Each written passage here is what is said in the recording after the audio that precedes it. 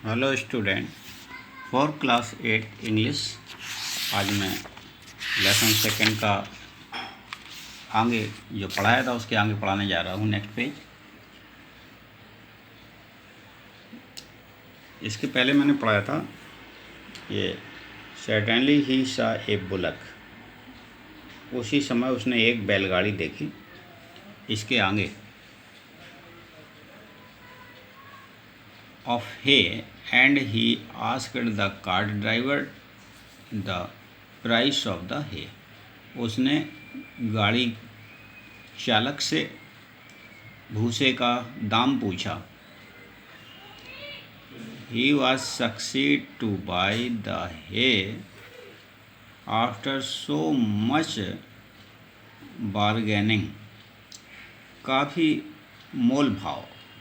मोल भाव के बाद वह उस घास को खरीदने में सफल हो गया। काफ़ी मोल भाव के बाद उसने 1 रुपये की वह बैलगाड़ी भर पूरी घास यानी भूसा खरीद लिया। He took the hay to his father's home. वह उस भूसे को अपने फादर के घर ले आया। But it was not sufficient to cover ever the floor of home.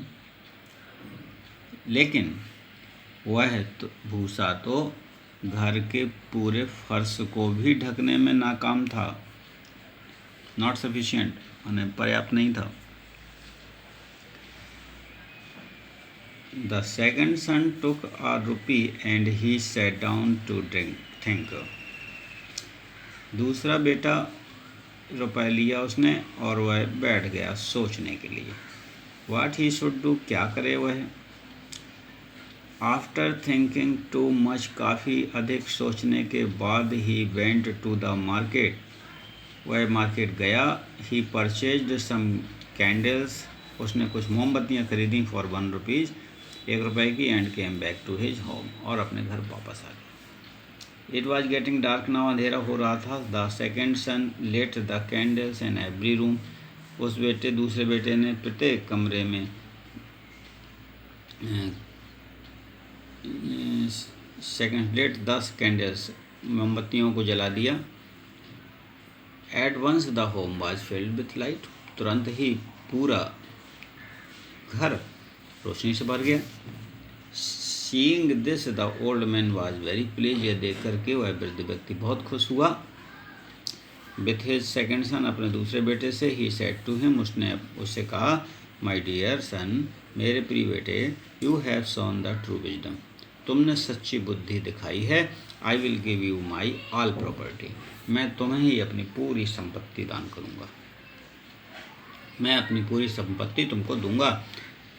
Think, we live in a house which is called our native country.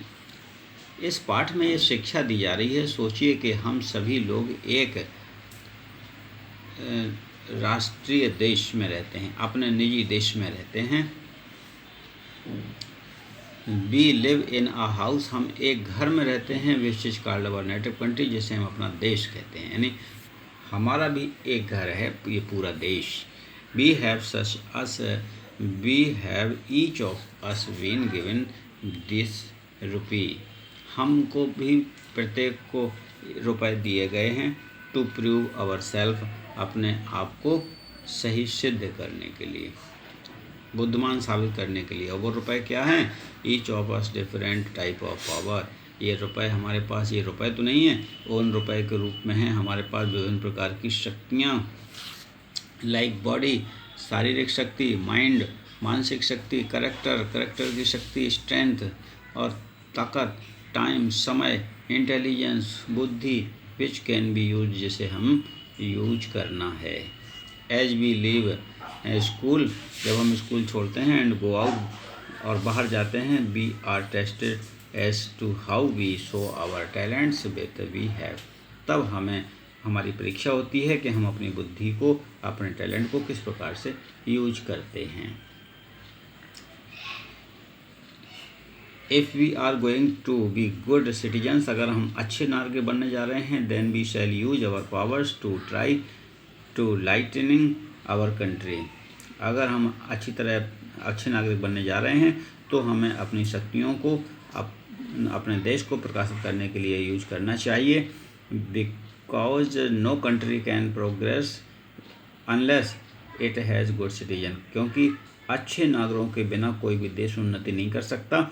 So if we want to serve our country, यदि हम अपने देश की सेवा करना चाहते हैं, we shall become good citizen, तो हम अच्छे नागरिक बन जाना चाहिए, हमें अच्छे नागरिक बनना चाहिए। हम अच्छे नागरिक बनेंगे तो हम ये, अगर हम देश की रक्षा करना चाहते हैं, सेवा करना चाहते हैं, तो हमें ये प्रॉमिस करना चाहिए कि हम अच्छे नागरिक बनेंगे। ये W.M.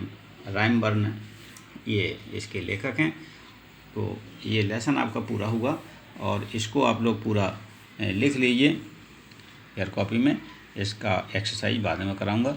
Thank you.